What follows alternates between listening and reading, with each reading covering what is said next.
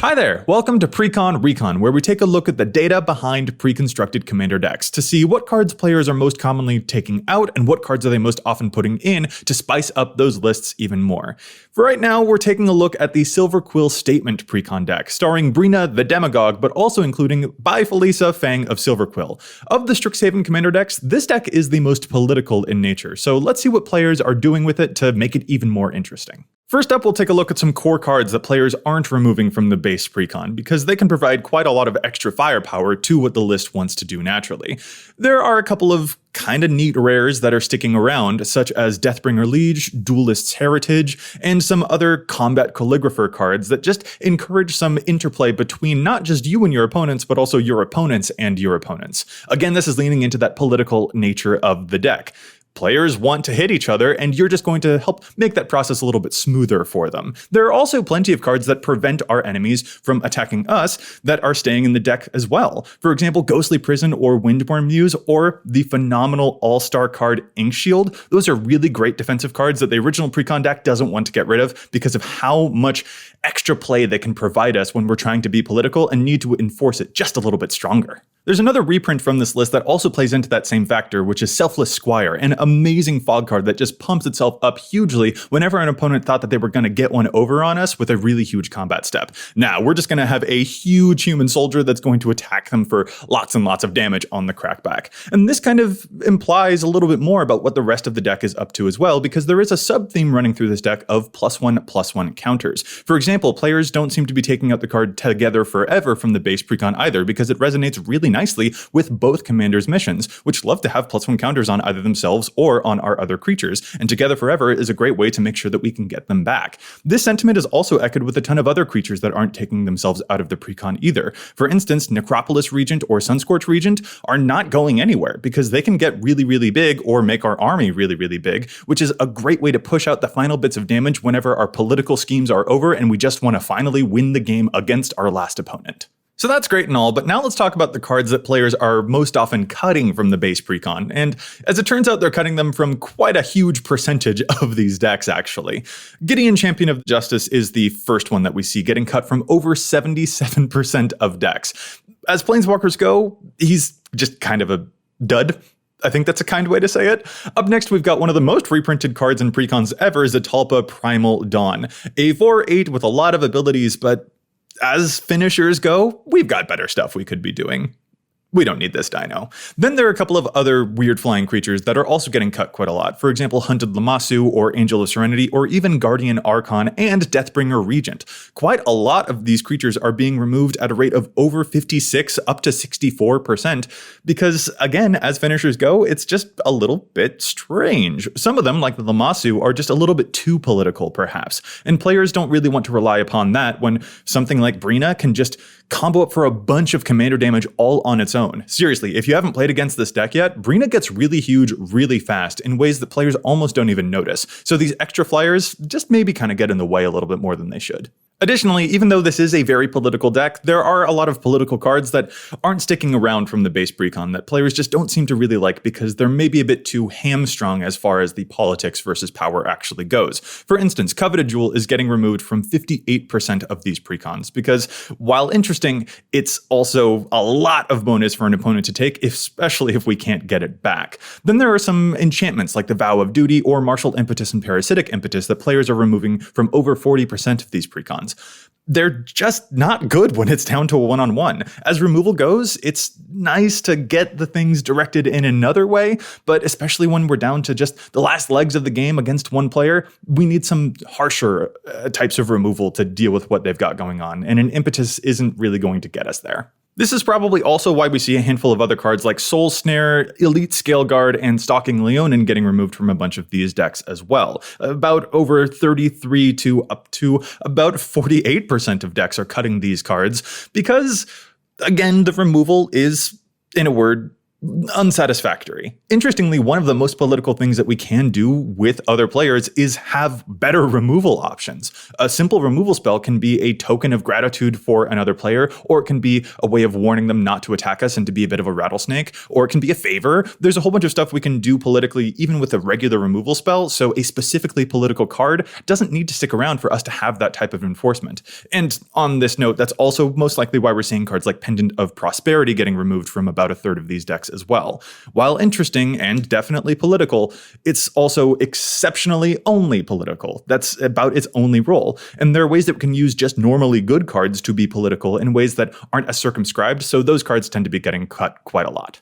The last card I want to note that over half of players are removing from the Silverquill Precon is the card Stinging Study. This is a really cool draw spell for black. I think I've seriously put this into 3 or 4 of my own lists. It's such a cool rate and at instant speed. I love it. But there's some interesting interplay going on here for why I think this base Precon is taking it out of the deck most often. Specifically, Brina is 3 mana, so that's not as good a rate as we could get elsewhere. And that's the other factor. I think that this is a card that is so good that players are taking it out of this Precon and putting it into other pre-existing decks they already have, so that they can get a good rate of drawing 5 cards or 6 cards, or in some commanders' cases, even 7 or 9 cards for just 5 mana. That's a really, really cool spell, and I think that this is a great card that players should be using, even if this specific deck isn't its exact home. So those were cards that players were cutting from the Precon, but now that they've made some room, what are players adding to it? Well, as it turns out, the answer is pretty simple. Ramp and removal. Cards like Talisman of Hierarchy are being added to a bunch of lists out there because it's just really efficient ramp, and then also a bunch of cards like Swords to Plowshares, Generous Gift, Despark, and a little bit lower of rate because it's slightly more expensive,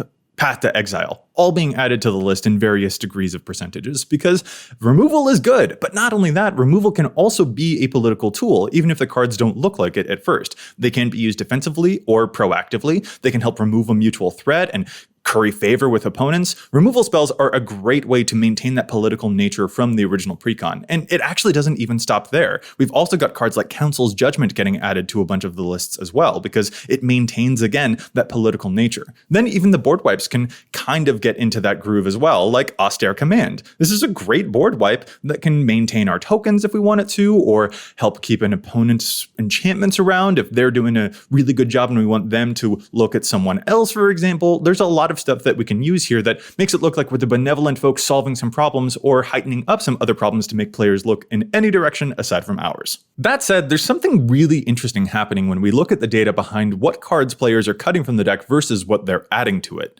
When we compare the numbers, the cards that players were cutting were being cut at a rate from 50 to the high 70% range, whereas the cards that players are adding are closer to the 25, 27 to 35% range. That's a really big disparity, and I think that there's something really fascinating going on there. There were a lot of cards on the Precon that players just weren't really having. They were too political or too specific or a little too niche perhaps, but when it comes to the cards that players are adding, there's no core group of cards that every player has decided absolutely belongs in the Precon. Most likely because this is a more political deck. And when it comes to a political type of commander deck where you're playing with the emotions of other players out there, or playing with their expectations is probably a better way to say it, that is a really personal thing that might depend upon whether your playgroup is composed of strangers or whether it's a playgroup that you've known for a really long time. So there aren't any specific cards that can work in 100% of cases when the meta is so different from game to game to game or from deck to deck to deck. So this is a great way, I think, of showing that you can add in your own personal flair here, and the numbers aren't going to dictate specifically what that personal flair will be.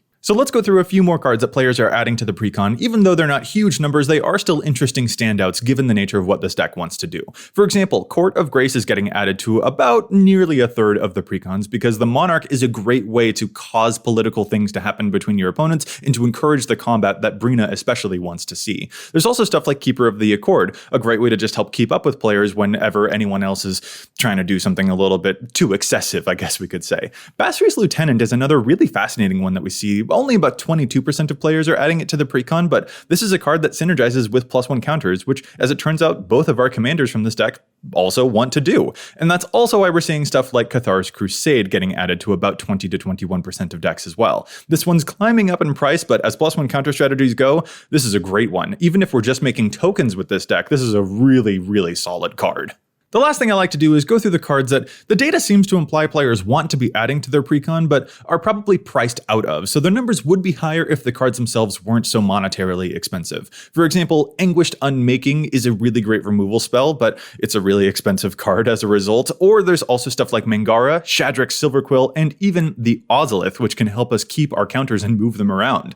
These are really great cards that I think a lot more players would be adding to this Precon if they weren't so dang pricey, but definitely keep them in mind if you are able to splurge and upgrade the deck even more. Finally, lands. Players mostly seem to be okay with the deck's original mana base, but there are a couple of cards that they're kicking out of their school, so to say. Temple of the False God and Study Hall have been removed from 40% of not just this Precon deck, but nearly every Precon deck from the Strixhaven cycle. And speaking of cycles, cycling lands are another type of card that we're seeing over a quarter of players are cutting from this deck as well. While interesting, they're just not as consistent, especially in a deck that needs to be able to have 3 black pips for an Acropolis Regent, and then also hold up a bunch of 1 mana white spells during combat for some cool tricks when players are attacking each other. So what we're seeing players replace those lands with are just some generically good cards like Godless Shrine, Isolated Chapel, or Vault of Champions. Again, though, I'll note that these cards are being added at a pretty lower clip, most likely because of them being a little bit pricier than the typical deck out there, but also because I think this is another area where it isn't just the spells that can add some personal flair, but also the land base to give us extra benefits. So definitely do a bit more digging than just the numbers that we're seeing here. So that's a statement on Silverquill's statement, but what do you think? What cards would you keep in the original deck? What cards would you remove from it? And what cards would you add to it to make either of these commanders even more powerful? We'd love to know what you think, so leave your comments below, and we'll see you on the next Precon Recon.